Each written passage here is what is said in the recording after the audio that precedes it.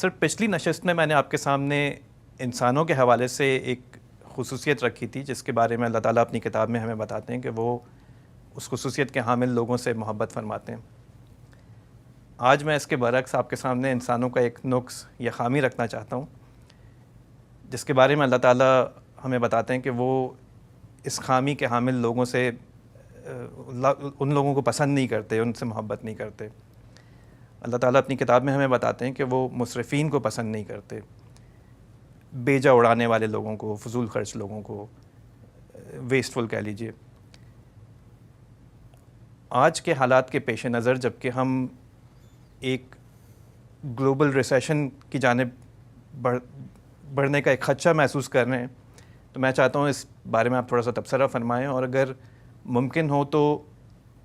معاشرے کی سطح پر کچھ ایسی خامیاں جو اس حوالے سے ہوں جس کو ہم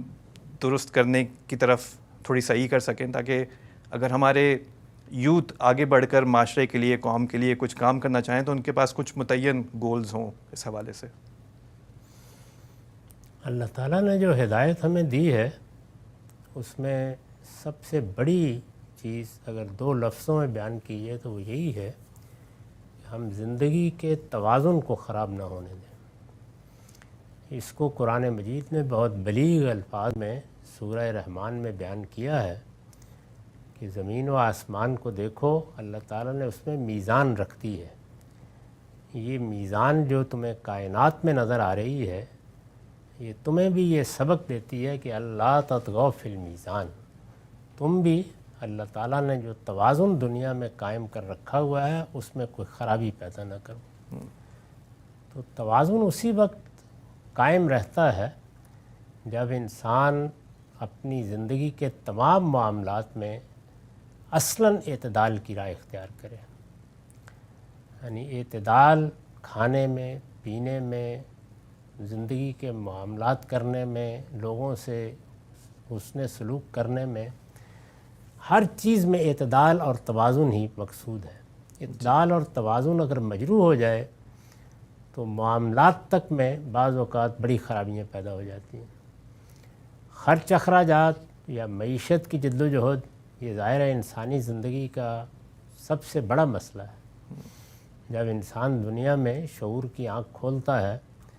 تو آخرت کے حوالے سے سب سے بڑا مسئلہ ہے صراط مستقیم کہاں ہے،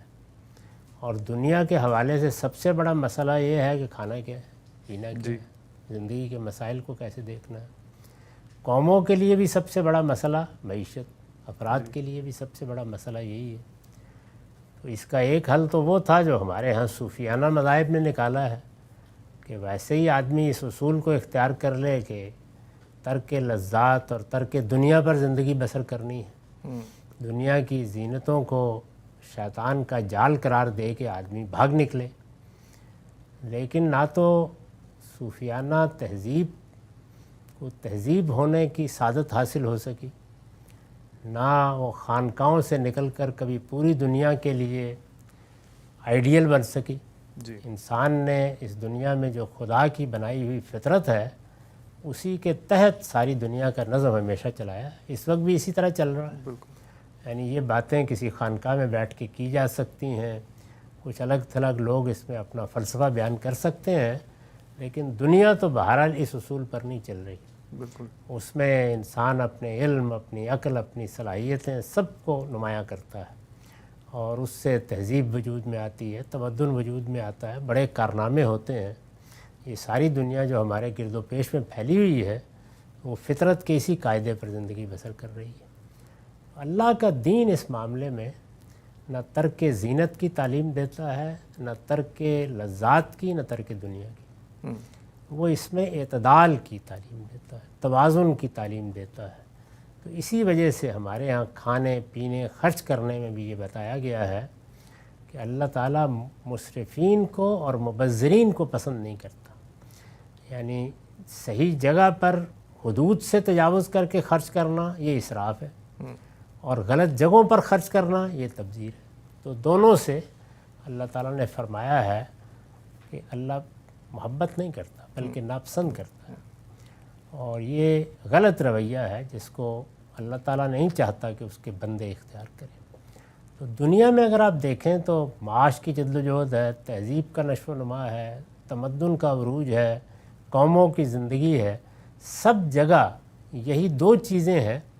جو قوموں کے لیے، افراد کے لیے خرابی اور زوال کا باعث بنتی ہیں۔ یعنی ایک عام آدمی بھی کھاتا پیتا ہوگا، اس کے بچے اگر تبذیر میں مبتلا ہو جائیں، یعنی وہی کمایا ہوا روپیہ پیسہ غلط جگہوں پر خرچ کرنا شروع کر دیں، تو جلد یا بدیر، کیونکہ جتنی غلط جگہیں خرچ کرنے کی، وہ اگر آپ اصول میں بیان کریں تو 3 ہیں، اور وہ ہمیشہ سے یہی رہی ہیں، یعنی عورت ہے، نشہ ہے، جوا ہے۔ تو اگر ان غلط جگہوں پر خرچ کرنا شروع کر دیں تو کچھ دیر تک تو آدمی خیال کرتا ہے کہ بس یہ سگریٹ کا ایک کش ہی ہے نا، لگا لیا میں نے، لیکن ان سب چیزوں میں اللہ تعالیٰ نے ایک خاص طرح کی تزئین رکھی ہے۔ انسان جلد یا بدیر ایڈکشن کا شکار ہو جاتا ہے، پھر اس کے بس میں نہیں رہتا کہ وہ کہاں رکے گا۔ جی، تو اس کا نتیجہ کیا نکلتا ہے کہ پھر یہ تبذیر یا غلط جگہوں میں خرچ کرنا یہ بالکل ڈبو دیتا ہے، یعنی گھر، خاندان، اسی طریقے سے بڑے بڑے کاروبار، بڑے بڑے امپائر جو والدین نے بنائے ہوتے ہیں، آدمی ان چیزوں میں پڑھ کے ڈبو دیتا ہے۔ اسی طرح کا معاملہ اسراف کا ہے، یہ جائز چیزیں ہیں، لیکن یہ کہ اعتدال کے ساتھ خرچ کرنے کے لیے، اعتدال کے ساتھ، وقار کے ساتھ۔ زینتوں کو اللہ تعالیٰ نے فرما دیا کہ میں نے بالکل ممنوع قرار نہیں دیا۔